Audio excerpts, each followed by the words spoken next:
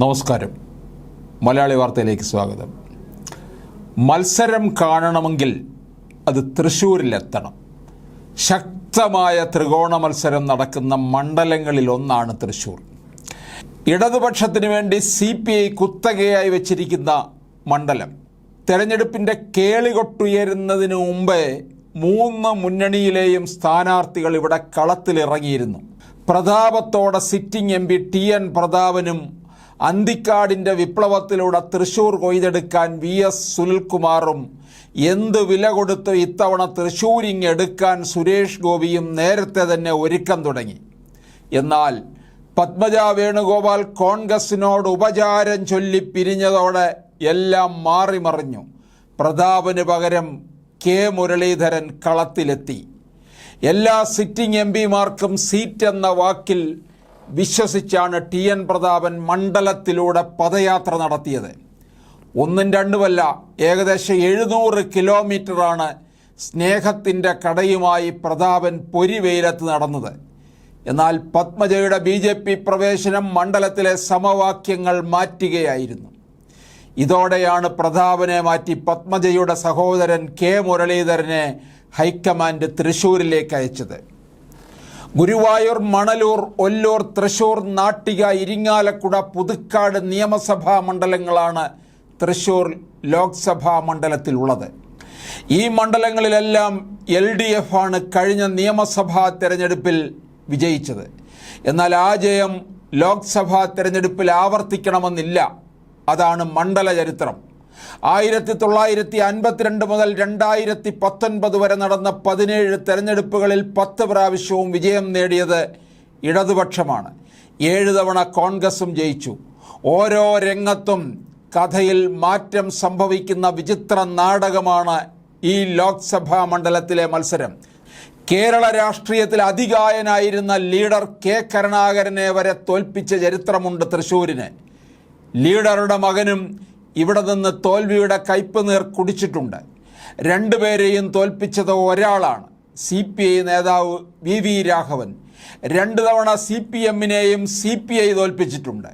കഴിഞ്ഞ തവണ കൈവിട്ട മണ്ഡലം തിരിച്ചു പിടിക്കാൻ ഇടതുപക്ഷം VS സുനിൽകുമാറിനെയാണ് കളത്തിലിറക്കിയിട്ടുള്ളത്. CPI സംസ്ഥാന കൗൺസിൽ അംഗം, മുൻ MLA, മുൻ കൃഷിമന്ത്രി, 2006 പഴയ ചേർപ്പ് മണ്ഡലത്തിൽ നിന്നും 2011 കയ്പമംഗലം മണ്ഡലത്തിൽ നിന്നും നിയമസഭയിലേക്ക് ജയിച്ചു വന്ന സുനിൽകുമാർ 1ാം പിണറായി സർക്കാരിലാണ് കൃഷിമന്ത്രിയായത്. തൃശ്ശൂർ മണ്ഡലത്തിൽ പത്മജയെ തോൽപ്പിച്ചാണ് അന്ന് നിയമസഭയിലെത്തിയത്. ജയിക്കാൻ ഉറച്ചു തന്നെയാണ് ഇത്തവണ BJPയുടെ മത്സരം.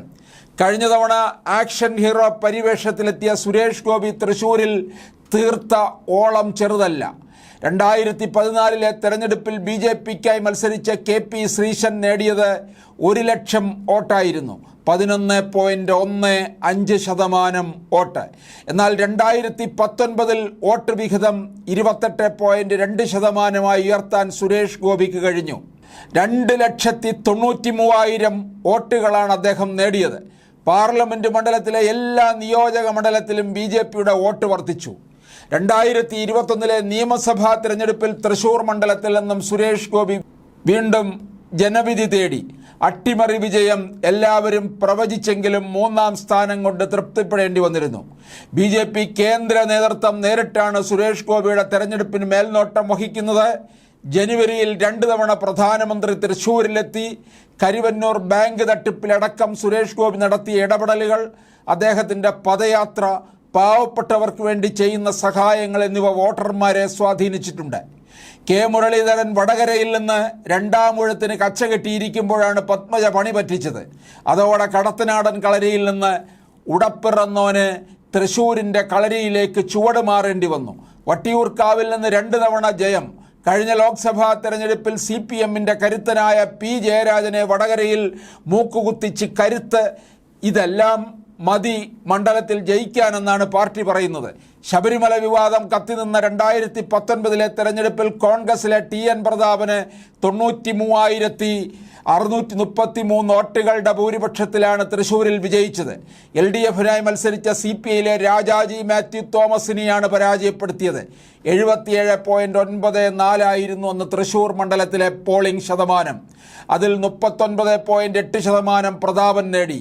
7 നിയമസഭാ മണ്ഡലങ്ങളിലും കോൺഗ്രസ് വ്യക്തമായ ആധിപത്യം നേടിയ മണ്ഡലത്തിൽ സുരേഷ് ഗോപി 3-ാം സ്ഥാനത്തെത്തി.